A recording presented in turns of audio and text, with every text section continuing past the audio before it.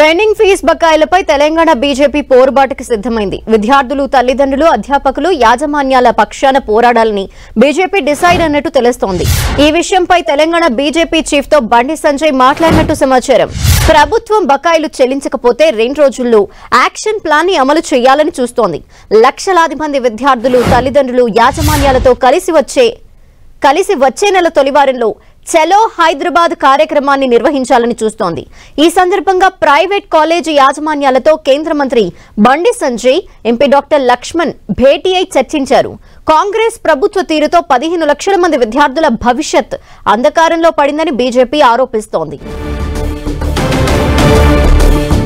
మరిన్ని డీటెయిల్స్ మా ప్రతినిధి అజయ్ అందిస్తారు. అజయ్, మనం చూసుకోవచ్చు బీజేపీ సంబంధించినటువంటి నేతలంతా కూడా ఏదైతే ఫీజు రీయింబర్స్మెంట్ బకాయిలు చెల్లించడంలో ప్రభుత్వం విఫలం కావడం దాన్ని చాలా సీరియస్ గా తీసుకున్నట్టుగా తెలుస్తుంది. ప్రైవేట్ కాలేజీ యాజమాన్యులతో కేంద్ర మంత్రి బండి సంజయ్, అదేవిధంగా ఎంపీ డాక్టర్ లక్ష్మణ్ భేటీ అయ్యారు. ఈ రోజు బకాయిల చెల్లింపుపై రాష్ట్ర ప్రభుత్వం ఇచ్చిన హామీలు నిలబెట్టుకోవడం లేదంటూ కూడా వారి దృష్టికి ఈ కాలేజీ యాజమాన్యాలను కూడా తీసుకొచ్చినటువంటి పరిస్థితి కనబడుతుంది. నెల నెల బకాయిలు చెల్లిస్తామని అసెంబ్లీ సాక్షిగా సీఎం హామీ ఇచ్చినట్టు కూడా వాటిని నెరవేర్చడం లేదంటే కూడా వారు వాపోయినటువంటి పరిస్థితి కనబడుతుంది. కాంగ్రెస్ ప్రభుత్వం వీరితో దాదాపు 15 లక్షల మంది విద్యార్థుల భవిష్యత్ అంధకారంలో ఉందని కేంద్ర మంత్రి బండి సంజయ్ కూడా ఆరోపణలు చేసినటువంటి పరిస్థితి. ఇదే అంశాన్ని బీజేపీ రాష్ట్ర అధ్యక్షుడు రామచంద్రరావు దృష్టికి తీసుకెళ్లి విద్యార్థులు, తల్లిదండ్రులు, అధ్యాపకులు యాజమాన్యాల పక్షాన పోరాడాలని ఒక నిర్ణయాన్ని కూడా వారు తీసుకోవడం జరిగింది.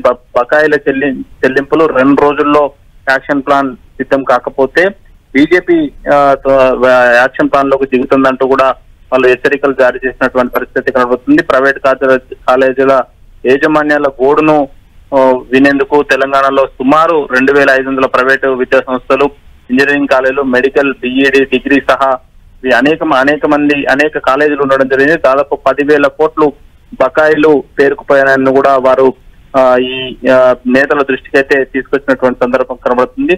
అయితే 6,000 కోట్లు ఈ ఏడాదిలో చెల్లిస్తామని హామీ ఇచ్చినప్పుడు కూడా వాటిని నెరవేర్చలేదంటూ కూడా వారు ఆవేదన వ్యక్తం చేసినట్టుగా అయితే తెలుస్తుంది. అయితే బీజేపీ వారి తరఫున పోరాడేందుకు సిద్ధమవుతున్నటువంటి సందర్భం మనకు కనబడుతుంది. నవంబర్ మొదటి వారంలో చలో హైదరాబాద్ కార్యక్రమాన్ని నిర్వహించేలా 1-2 రోజుల్లో దీనికి సంబంధించినటువంటి యాక్షన్ ప్లాన్ సిద్ధం చేయాలంటూ కూడా బీజేపీ రాష్ట్ర అధ్యక్షుడు రామచంద్రరావును అయితే కేంద్ర మంత్రి బండి సంజయ్ రిక్వెస్ట్ చేయడం జరిగింది.